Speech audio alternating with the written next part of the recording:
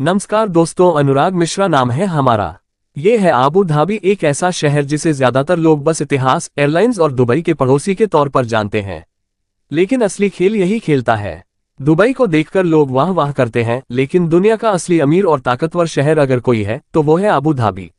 अब सवाल उठता है कि एक शहर जो कभी सिर्फ मछली और मोती पर जीता था, आज कैसे अमेरिका, चीन, भारत और रूस की आंखों का तारा बन गया। इस सवाल का जवाब इतिहास में छुपा है। आबू धाबी की शुरुआत 1761 में तब हुई जब मीठे पानी की तलाश में अल फलासी ट्राइब के कुछ लोग यहां पहुंचे और पर्शियन गल्फ की कोस्टलाइन पर बस गए। तब यहां ना तेल था, ना टूरिज्म, ना होटल, ना एयरपोर्ट, बस रेगिस्तान, खजूर और समंदर। सारा जीवन समुद्र से मोती निकालने और मछली पकड़ने पर निर्भर था। ये मोती मुंबई जैसे शहरों में बिकते थे और वहीं से यूरोप और तुर्की जाते थे। लेकिन फिर जापान ने आर्टिफिशियल मोती बनाने शुरू कर दिए और आबू धाबी की पूरी इकोनॉमी ध्वस्त हो गई।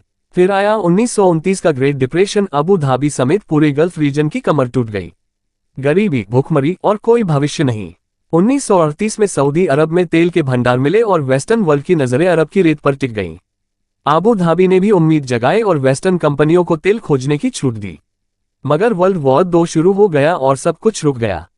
1958 में जब तेल आखिरकार आबू धाबी में खोजा गया तो पूरी दुनिया को लगा कि आबू धाबी बदल जाएगा, मगर ऐसा हुआ नहीं।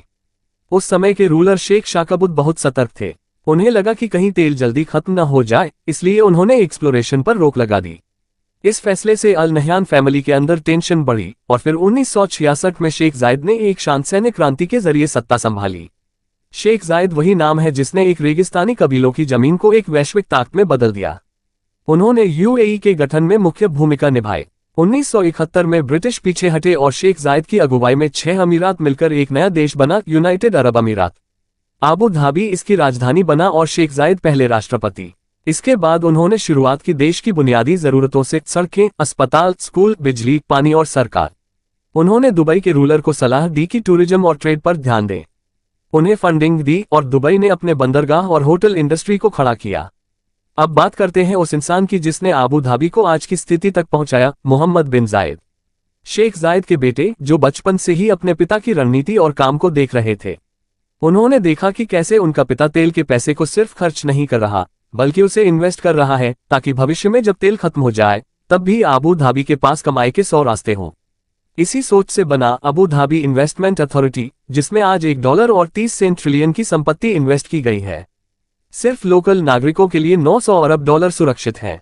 मतलब हर लोकल नागरिक के हिस्से में करीब $3 मिलियन आता है, यानी आबू धाबी के लोग दुनिया के सबसे अमीर नागरिक हैं। और ये पैसे सिर्फ सोने चांदी में नहीं लगे। होटल, एयरपोर्ट, फैक्ट्रियां, स्टॉक मार्केट, टेक्नोलॉजी, यहां तक कि भारत में भी इनकी इन्वेस्टमेंट है। यही वजह है कि जब 2008 में दुबई की इकोनॉमी डगमगाई, तब आबू धाबी ने $10 बिलियन का लोन दिया और बदले में दुनिया की सबसे ऊंची इमारत का नाम बर्ज दुबई से बदलकर बर्ज खलीफा रखा गया।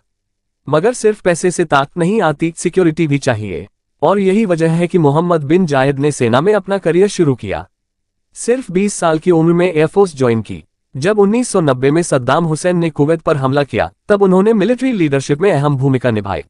यूएई की आर्मी को आज लिटिल स्पार्टा कहा जाता है, दुनिया की सबसे ट्रेंड और हाई टेक फोर्स में से एक। आज यूएई का डिफेंस बजट $20 अरब है और अमेरिका से THAAD जैसे एडवांस मिसाइल सिस्टम भी खरीदे गए हैं। यूएई अब दुनिया के उन चंद देशों में से है जो अमेरिका से सबसे ज्यादा हथियार खरीदता है। सिर्फ आर्मी ही नहीं, बल्कि पुलिस भी वर्ल्ड क्लास है। 2023 में आबू धाबी को दुनिया का सबसे सुरक्षित शहर घोषित किया गया और इसी से बनती है उस शहर की इमेज जहां हर बड़ी मल्टीनेशनल कंपनी अपने हेडक्वार्टर खोलना चाहती है। अब जरा पॉलिटिक्स पर आते हैं। मोहम्मद बिन जायद डेमोक्रेसी के खिलाफ माने जाते हैं। उनके मुताबिक गल्फ देश लोकतंत्र के लिए तैयार नहीं है। अगर चुनाव कराए गए तो कट्टरपंथी संगठन सत्ता में आ सकते हैं और पूरी तरक्की खतरे में पड़ सकती है। इसलिए वो एक मजबूत सैन्य शासन में भरोसा करते हैं जिसमें हर चीज कंट्रोल में रहे। इसी पॉलिसी के तहत आज यूएई की गवर्नेंस इतनी स्टेबल है कि भारत, चीन, रूस, अमेरिका, इंडोनेशिया, इथियोपिया जैसे देश इनके साथ रणनीतिक रिश्ते बनाना चाहते हैं। आज आबू धाबी सिर्फ अमीर नहीं है, ये एक जियोपॉलिटिकल सेंटर है। टूरिज्म, फाइनेंस, लॉजिस्टिक्स, डिफेंस और डिप्लोमेसी, हर सेक्टर में इसकी गहरी पकड़ है। रेगिस्तान से निकले इस शहर ने दुनिया को ये दिखा दिया है कि अगर सोच साफ हो, विजन बड़ा हो और अपने लोगों से वफादारी हो, तो रेत भी सोना बन जाती है। अब सवाल यह है कि क्या मोहम्मद बिन जायद के बाद आने वाले लोग भी इतनी ही दूरदृष्टि, समझ और ईमानदारी से यूएई को आगे ले जाएंगे। क्या उनकी लीडरशिप में भी रेगिस्तान की रेत में तरक्की के फूल खिलते रहेंगे? वक्त इसका जवाब देगा। May lord Krishna bless you all.